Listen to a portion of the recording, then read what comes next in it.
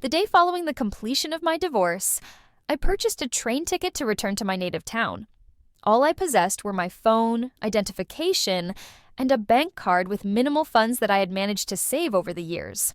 The housekeeper reached out to let me know that a few belongings were still in the house, but I instructed him to dispose of them. He added that my son was adamant about finding his mother.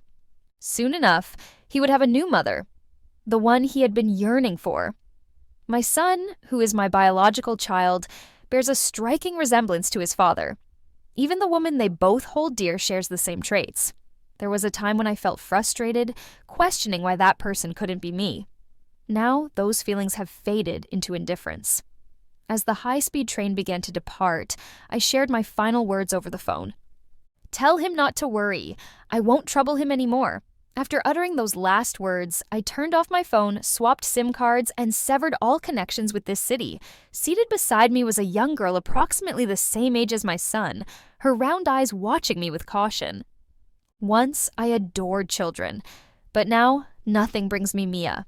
The little girl remained silent throughout the journey, while her parent continued to loudly complain on the phone without respite. I put on my earphones and closed my eyes to rest. After a while, someone softly pulled at my sleeve. I opened my eyes to see the young girl. "Auntie, my mom is missing. Can you help me find her?" she asked. The seat next to the aisle where the three of us had been sitting was now vacant. Unaware of what had transpired, I contacted the train staff and the police for assistance. Following an investigation, it was revealed that the girl's mother had disembarked at a previous stop. Before leaving, the mother had frequently glanced back, worried that her daughter might follow. In essence, the girl had been abandoned. The carriage buzzed with passengers discussing the mother's apparent lack of compassion and expressing sympathy for the child. Throughout this ordeal, the little girl remained seated quietly, neither crying nor causing a disturbance. I chose to present my identification to the authorities and provided my home address and contact details. As a result, when I exited the high-speed train, I found myself not only with my phone, Idaho, and a nearly empty bank card, but also with a child. I decided to settle in my hometown. I transformed the abandoned courtyard, cultivating fruits and vegetables. I framed a portrait of my grandmother and placed it in the living room. I named the little girl Mia. With the necessary documentation completed, my household registration no longer reflected just my solitary existence. Mia seldom smiled, always maintaining a serious demeanor and gazing at me intently. She comprehended everything, displaying a maturity beyond her years. Despite being only 4, she would prepare porridge for me on days I was ill, standing on a stool. I thought of my biological son, who could have been gifted an entire ski resort if he wished to ski, or a candy factory if he had a sweet tooth. Caleb, the little master of the Smith family. They were so different. Mia asked me why I chose to adopt her, feeling as though she was imposing. I gently tousled her hair and responded, "Because I am very lonely. Will you stay with me from now on?" She looked at me, paused for a moment, and then nodded vigorously. "Okay, I'll be with you for a lifetime." Days went by in this manner. Mia began attending kindergarten. Mia progressed to elementary school, eventually becoming the class monitor. She got into a fight with another student, which was unexpected given her typically obedient and well-mannered nature. She was exceptionally mature for her age and didn't even want to spare a glance at the other children, let alone engage in a fight. "Too childish," she had described it. I hurried to the school upon receiving a call from her teacher. The teacher greeted me at the entrance, looking equally distressed. The child Mia had fought with was a new transfer student that day. I simply wanted to understand the reason behind the altercation. Upon hearing this, the teacher gave me a strange look. "What's the matter?" I asked. "Caleb said Mia wanted to steal his mom," she replied. I was stunned. Inside Mia's pencil case was a photo of me and her. The teacher explained that Caleb had seen it and accused Mia of shamelessly trying to take his mother away. I remained silent and followed the teacher into the office. Once inside, the teacher informed me, "By the way, Caleb's dad is already here." Standing at the office door, I first glanced at Mia quietly working in the corner. Seeing her emotionally composed, I sighed in relief. In the corner of my vision, the little boy who had been throwing a tantrum noticed me, his eyes lighting up. He quickly approached. "Mom, I bent down to catch Caleb, not embracing him but gently pushing him away. "Little one, you've got the wrong person." I offered a faint smile to the man in the room. "Hello, Mr. Noah. I'm Mia's mom. I never thought I'd see Noah again." The world is vast, and people you don't wish to encounter are likely never to cross paths again, Caleb cried loudly, accusing me of not wanting him. Mia clutched her pen tightly, clearly annoyed. Noah stared at me silently, waiting for my response. "Mia, help Mia pack her bag. Can you go home first?" Mia promptly nodded, grabbed her bag, and left without looking back. As soon as she departed, Caleb quickly wiped away his tears and rushed to cling to my legs. "Mom, please don't be angry, okay? I know I was wrong." I bent down, smiling as I patted his head. Then I looked up at Noah and asked, "Mr. Noah, can we talk alone?" My history with Noah was uneventful and not worth delving into. When my grandmother was young, she had done a favor for Noah's family by rescuing his grandmother during a kidnapping. Over the years, Noah's family had always sent gifts during holidays. After I entered college, my grandmother, now elderly and unwilling to be alone or adapt to the city's fast pace, contacted Noah's family to ask them to look after me. When I arrived at the train station that year with my bags, I immediately noticed Noah leaning against his car, casually looking down at his phone. He was truly captivating, to the point where I wanted to express all the beautiful words I had learned about him. Having a crush on him was a normal feeling. I knew we came from different worlds. I never imagined anything beyond that. The moon hung high in the sky, and as I walked by, bathed in its light, I felt content. Noah and I attended the same university, and he occasionally brought me items on behalf of his elders. After some interactions, we were on friendly terms. Later, I learned about Noah and his high school sweetheart's romantic journey. Like all relationships, theirs had its highs and lows, filled with sweet moments, arguments, breakups, and reconciliations. I was merely an observer, feeling occasionally lost. In my third year of college, I began an internship. Since the company was far from campus, I had a long daily commute.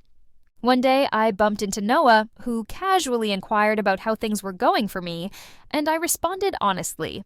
Shortly after, I received a call from Noah's grandmother, informing me that they had an empty house conveniently near my office, and offered me to move in. I couldn't refuse the kindness of the elderly lady, so I relocated. Once I settled in, I noticed remnants of Noah's past all over the house, which made me uneasy. I tried to minimize my presence by storing all my belongings in one room. Then, one night, returning home from work, I found a drunken Noah slumped on the couch. I wanted to keep my distance, but also didn't want him to catch a cold, so I grabbed a blanket to cover him. Noah opened his eyes and looked at me. I thought he would question why I was at his house, but instead, he made a move that later became a significant mistake. Now, I can barely recall the chaos of that night. The human body has a way of self-preservation, often causing painful memories to fade gradually. Up to this point in my life, I had only experienced such an incident with one person. He called out a different name. Come to think of it, Noah had only called my name once before.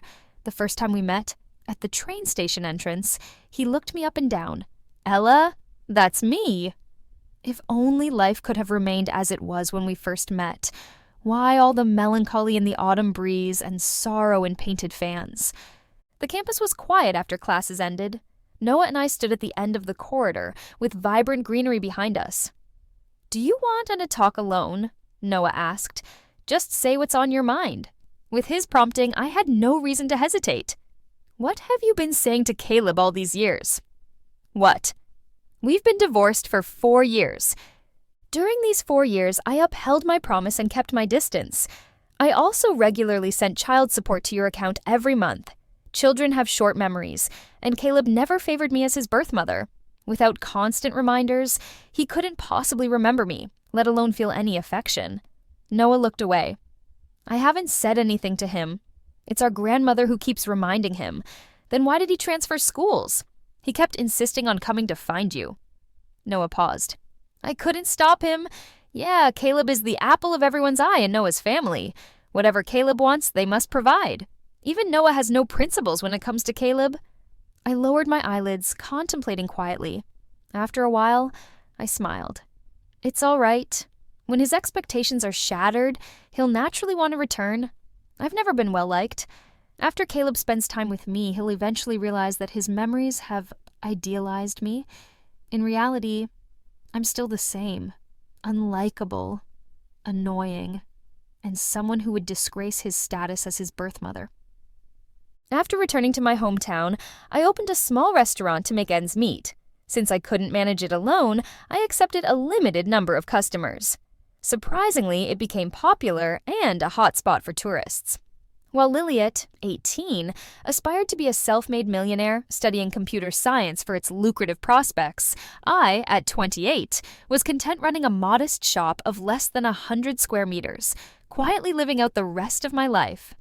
Ever since Caleb transferred schools, the driver would drop him off at my shop after school every day. He's a smart child, and his only display of stubbornness was on the day we reunited. Noah rarely appeared, and most of the time, the ones accompanying Caleb were the drivers. I never understood the Smiths' mindset. If they held Caleb in such high regard, why were they comfortable leaving him alone in this remote town? I didn't drive him away. He was the only blood relative I had left in this world. I had stayed up for 3 days and nights, caring for him when he had a high fever. I had also, at one point, crafted handmade toys for him, leaving my hands scarred. I have to admit, human nature is selfish. When I did these things for him, I didn't expect anything in return. But after all my efforts, all I received was his distaste, disgust, and aversion, which did hurt me a little. When he was younger, he used to cling to me. He needed me to sleep, to carry him when we went out. I endured countless sneers and grievances from the Smiths because he relied on me. But as he developed his own consciousness, learned to walk and learned to say no, he slowly stopped liking me. Because I would stop him when he ate too much sugar, and I would sternly educate him when he was willful. After all, like all children, he couldn't distinguish right from wrong, only knowing that I often restricted him. So, naturally, he was unwilling to get close to me. Until that day, when Noah took him out for a ride. When they returned home, Caleb said confidently, "I don't want you to be my mom anymore. I want Aunt Sarah to be my mom. You don't deserve to be my mom. Get out. This is my house." Mia privately asked me if she could stop being friends with Caleb because she didn't like him. "Of course you can. I don't mind, but it's a bit strange. Why don't you like him?" Mia is a straightforward child. She rarely expresses clear dislike for anyone. Most of the time, she's indifferent. "He hurt you." Mia's tone was flat. "You always feel sad every time you see him. I was stunned. He knows you're upset, but he still keeps showing up in front of you." Mia lowered her head, sounding a bit gloomy. "Can I beat him up?" "I still can't beat that grown-up. I can only beat Caleb." Mia thought for a moment. "Mom, can you send me to learn martial arts? I'll become very strong." "Mom, I'll protect you. I promise to enroll Mia in martial arts." She stuttered diligently. "The master said your daughter Mia is tougher than many older kids. I remembered when Noah once pointed at my nose and mocked me. Who would love you? A woman like you?" "No, Noah. Grandma loves me, Mia loves me, and now I love myself." Noah occasionally shows up. He always enters looking worn out. He sits in my shop for a while, orders a couple of dishes, finishes eating, and then takes Caleb home. Neighbors on both sides inquire if Noah is pursuing me. They don't know Noah is my ex-husband. They only know that a wealthy man is interested in me, a divorced middle-aged woman with a child. Each time, I smile and deny it. People aren't blind. Who would be interested in me? He's here to pick up the kid, not to pursue me. In the past, I would have wondered about Noah's behavior. But now, I have no curiosity about him at all. Whether he comes or goes, I don't care. Sometimes I wonder, when will Caleb get tired of this boring game of trying to please his mother? He's been in this town without an aquarium, amusement park, or large mall for almost 3 months. The desire for the unattainable is deeply ingrained in everyone's nature. Even children are no exception. The more indifferent I am to him, the more he clings. There's often a lonely look on his face when I gently hold Mia's hand, when I bend down to adjust Mia's skirt, or when I mysteriously bring out a small dessert specially prepared for Mia from the kitchen. But every time I look at him, he quickly masks the loneliness, showing me a sweet smile. People's preferences always shift with their emotions. When I cared for this child, even a scratch or a bump would make me uneasy for half a day. But now, even though I know he's pretending to be strong, I don't feel anything. I might even think, why doesn't he leave yet? His presence here is really annoying. I don't dislike him. I just no longer like him. Early summer arrived, and after the school dispersal ceremony, summer vacation officially began. That day, I opened the shop as usual, and Caleb never appeared again until I closed in the evening. I thought he finally got tired of the monotonous game and decided to return to his noble identity as a precious young master. In the evening, as I returned home, I found him holding an exquisite cake box, sitting obediently on the steps by the small courtyard gate. Noah was also with him, with several gift bags beside them. The striking handsomeness of father and son drew admiring glances from passers-by, but they focused only on what was in front of them. "Dad, when will Mom come back?" "Very soon. We wanted to celebrate her birthday together, and we prepared so many gifts. Will Mom be happy?" she replied. Caleb pursed his lips upon hearing this, a hopeful smile on his face. He was dressed in a very formal little suit, deliberately dressed up despite the hot and stuffy weather. He may have waited too long, as there was a hint of sweat on his forehead. Or perhaps he wasn't hot. Just a bit emotional. I stopped a few steps away, but Mia didn't stop at all. She walked straight to father and son, saying crisply, "You've got it wrong. Mom's birthday isn't today. You're talking nonsense." Caleb rarely confronts Mia directly anymore. He knows I cherish Mia and doesn't want to upset me, so he usually tries to avoid spending time with her. But this time, he stood up forcefully and shouted, "Mom's birthday is today. She and I share the same birthday. I can't be wrong." Noah saw me and also stood up, saying nothing, but there was a hint of expectation on his face. "Ella," he awkwardly called out my name. "Happy birthday." I walked over, took out the key, unlocked the courtyard gate, and calmly looked at him. "I forgot to tell you, I've changed my birthday now." After a pause, I added, "But it should have nothing to do with you, right? I used to love celebrating birthdays. Grandma had a sense of ritual, and every year on my birthday, she would prepare a big table of food, a beautiful cake, and an exquisite gift for me. It was just the two of us at home, but it was never lonely. She was in poor health and couldn't travel long distances. But after I went to college and couldn't celebrate my birthday at home, she always flew to the city where I was studying, just to blow out the candles and eat the cake with me. When Grandma was alive, I was never lonely. That year on my birthday, Grandma flew over as usual to be with me. I was already pregnant with Caleb by then, in the late stages of my pregnancy. I was afraid of worrying Grandma, so I kept all the discomforts of pregnancy from her, and also lied to her, saying Noah was very attentive to me. But in reality, most of the time, Noah wouldn't even look at me. We lived under the same roof, but he treated me like I was invisible. At that time, I could understand him. The night between him and me was a mistake from the start. I thought if Noah was drunk, I could slip away quietly after everything was over, and no one would ever know what happened. But it turned out differently. Noah tormented me all night until I had enough strength to leave, and just then, the door opened and Noah's grandmother came to visit me. She understood how hard I had been working and brought me chicken soup. She knew about what happened between Noah and me and insisted that he had to take responsibility since he had taken away my innocence. She didn't care about Noah's relationship status or what the Smiths thought of me. She only cared that she couldn't let me down, especially not my grandmother. "I can see that you have feelings for Noah.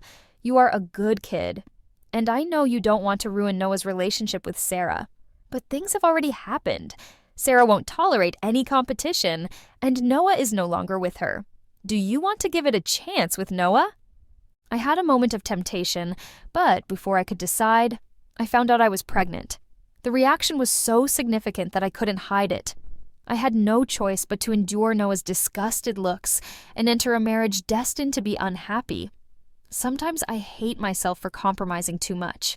I have to pretend to be happy in front of my elders and act as if I don't care about Noah. But the truth is, I am not happy. I am in pain. The morning sickness, swelling, and cramps are unbearable. Being looked down upon by the Smiths, despised by Noah, and mocked by Sarah all add to the pain. I endured all this until my next birthday. My grandmother was excited, not just for my gift, but also for her future grandchild. She said she wouldn't leave until I gave birth and fully recovered. But my grandmother didn't live to see Caleb born. On my birthday, while having dinner with my grandmother, she saw Sarah and Noah being affectionate. She then had a heart attack and was taken to the hospital. That's when my resentment towards Noah began. My grandmother was rushed to the emergency room, and soon the Smiths arrived as well. Noah's grandmother slapped him in front of me, but I didn't try to stop her. I just waited for good news from the operating room, but the lights went out soon after. The doctor emerged and regretfully asked me to say goodbye to my grandmother. I regretted asking them to take care of her.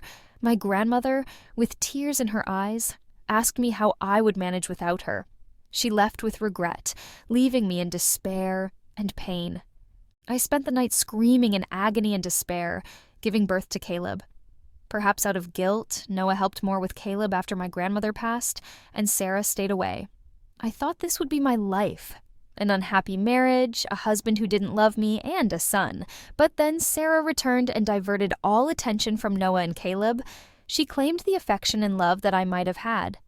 On Caleb's birthday, she promised a grand surprise, and he ran to her without hesitation. Noah said Sarah didn't like me, so he didn't take me with them. He promised to bring Caleb back before sunset, but they didn't return until early morning. I sat by the window for a long time, remembering my grandmother's words before she passed away. Dear grandmother, I no longer envy us celebrating birthdays. Out of politeness, I let them into the house and offered them water.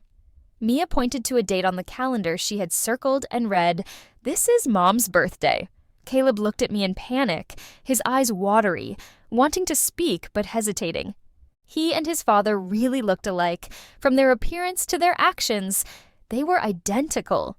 I must have just provided the belly, so Caleb couldn't find any resemblance to me. Noah piled the gifts in a corner and said, "This time it was my mistake next time." "No need for a next time," I interrupted him. "You don't have to prepare these anymore."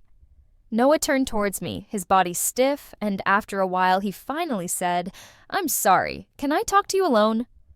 It was rare for him to say that. I prepared some sweet drinks for the two kids, turned on the TV to a children's channel, and then took Noah to the gazebo in the yard. "It's beautiful here," Noah said awkwardly, as if feeling restricted in his movements. "Thank you." I got straight to the point and asked him, "Do you have something to say? Just say it." I noticed there was currently no other man by his side.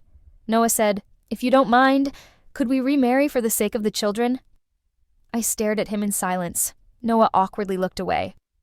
"I just feel we should give the kids a complete family. Caleb has changed a lot recently, no longer as arrogant as before." "So you didn't marry Miss Sarah?" I asked. Noah froze. "Everyone used to tell me that she was the right wife for me, Caleb's mother. Though you never said that to me directly, it seemed you agreed. So I took the initiative to step aside. How about you? Did you end up together?" Unable to meet my gaze, Noah's hands unconsciously clenched and then loosened. "That's all in the past. It's all in the past for us too," I said. "But we have a child. So what?" I continued. "Noah, stop using others as an excuse. It used to be Sarah, now it's Caleb." I smiled and said softly, "Is it that hard to admit you have feelings for me too? Our marriage lasted 4 years. I may have a bit of a people-pleaser personality, but if he hadn't given me any hope, I couldn't have persisted for 4 years. I wondered when he started to like me and how much he liked me. I wasn't sure." I had just inherited the habit of my grandmother's generation. When things aren't going well, the first reaction isn't to throw them away, but to mend them as much as possible. I thought the same way about marriage. I used to think maybe your sense of morality is strong, and you couldn't accept falling in love with anyone other than Sarah. Then I thought, if your sense of morality is that strong, how could you still have an unclear relationship with your first love after you were already married? In the end, you're just selfish.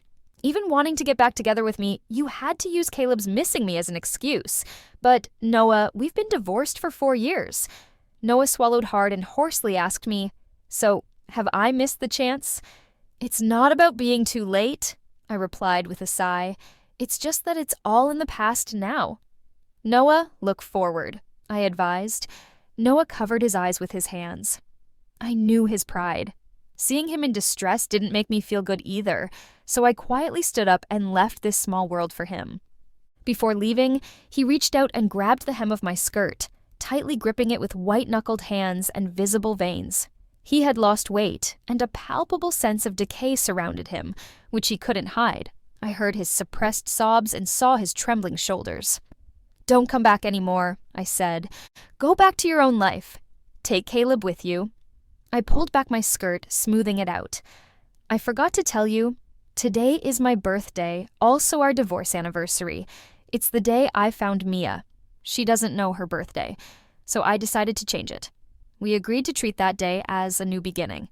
Consider this an early birthday gift from you. Give me some peace. Thank you, Noah." Noah left, taking Caleb with him. He said nothing, but Caleb understood. Before leaving, he clung to my leg, refusing to let go. "Don't leave, Mom. Please let me stay." He struggled desperately, pleading with me, "Mom, please don't leave me, okay? I'll be very good and obedient. I won't make you sad anymore. Don't send me away." "Dad, you're a liar. You said Mom would forgive me. Big liar, bad man, go away." Mom.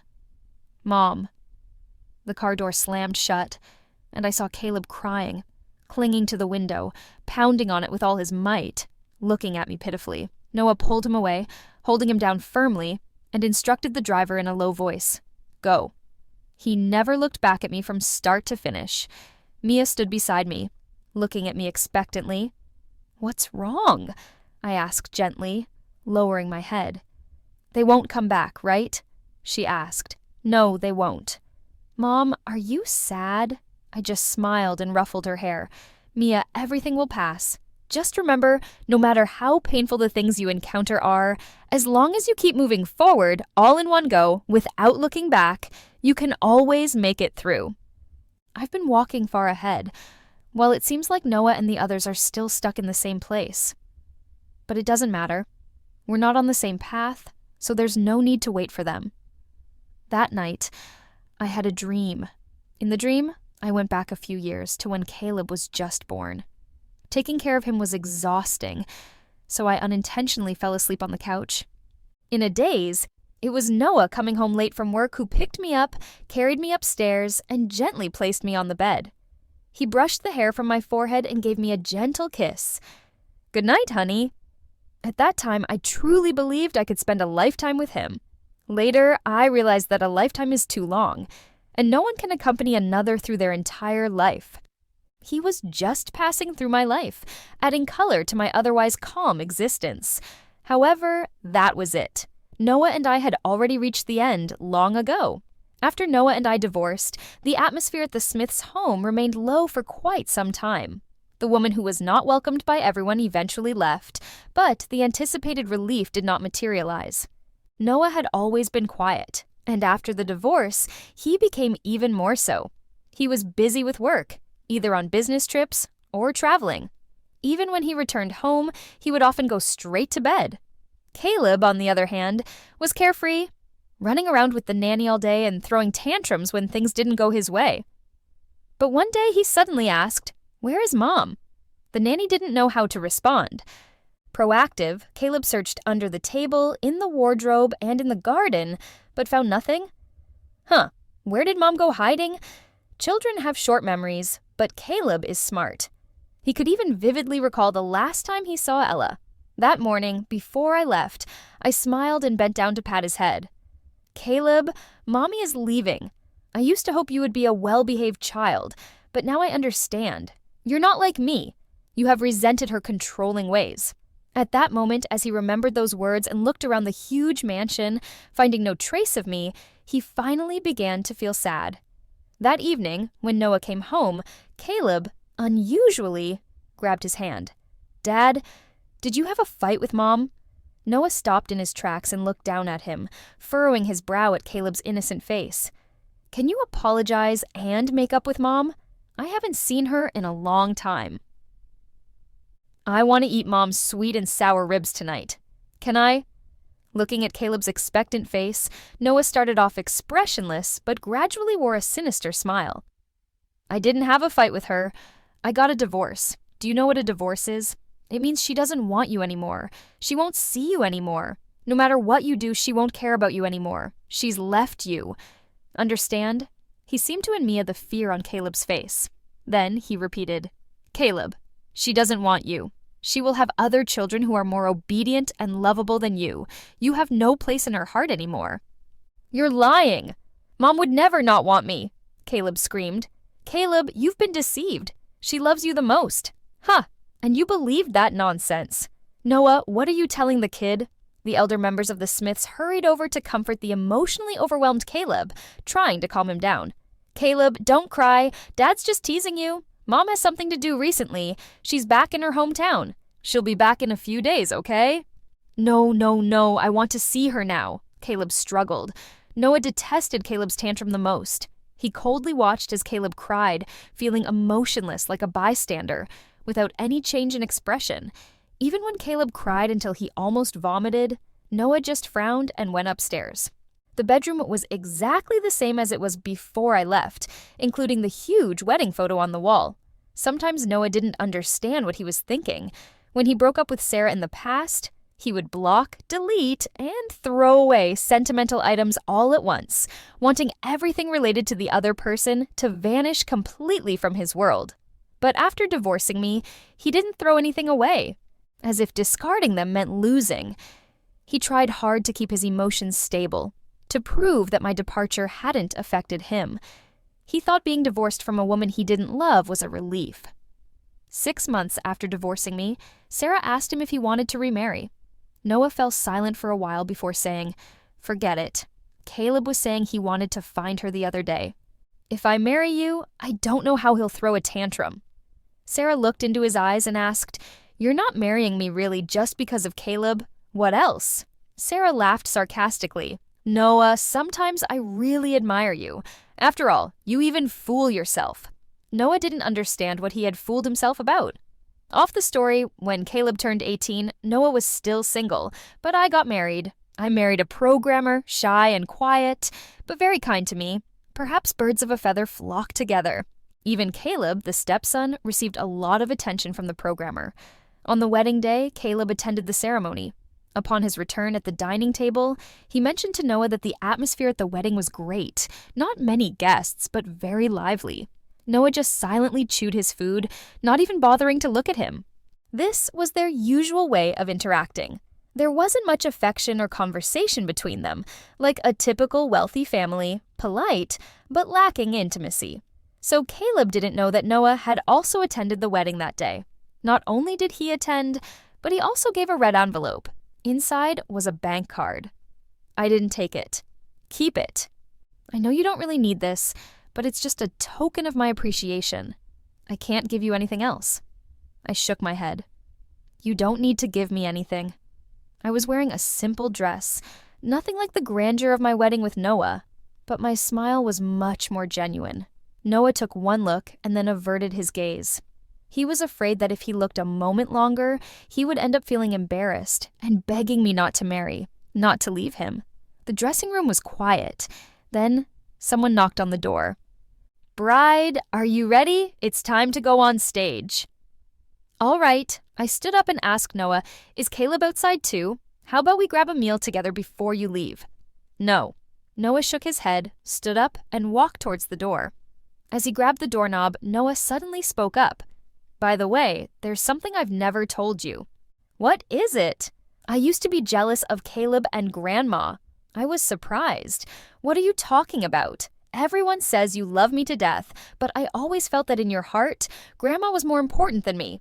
Noah's tone was calm, so I was never truly happy about it. After Caleb was born, no matter what we were doing, as soon as Caleb cried, you had no eyes for me.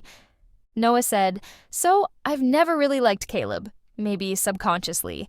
I always wanted to have all of your attention. Noah laughed self-deprecatingly. But I wasn't that lucky, so I lost everything I originally had. And I didn't have a lapse in judgment due to alcohol. That night, I was very clear. Noah finally turned back and looked at me. If you're not happy in the future, feel free to find me.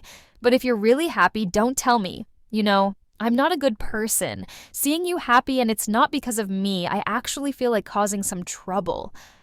Since the day the programmer showed up by my side, Noah already knew. His desire to cause chaos imprisoned in his heart suddenly broke free.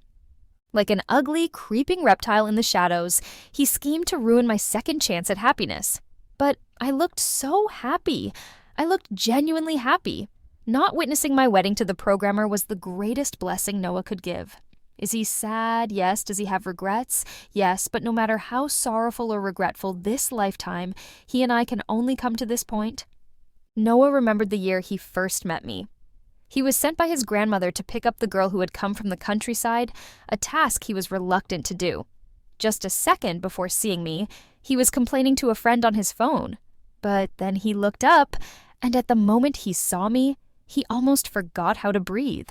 She was like a cool breeze, sweeping away all the scorching heat of summer, leaving only the cicadas chirping on the branches and the fragmented sunlight between the tree leaves. It was a heartbeat, just for a moment.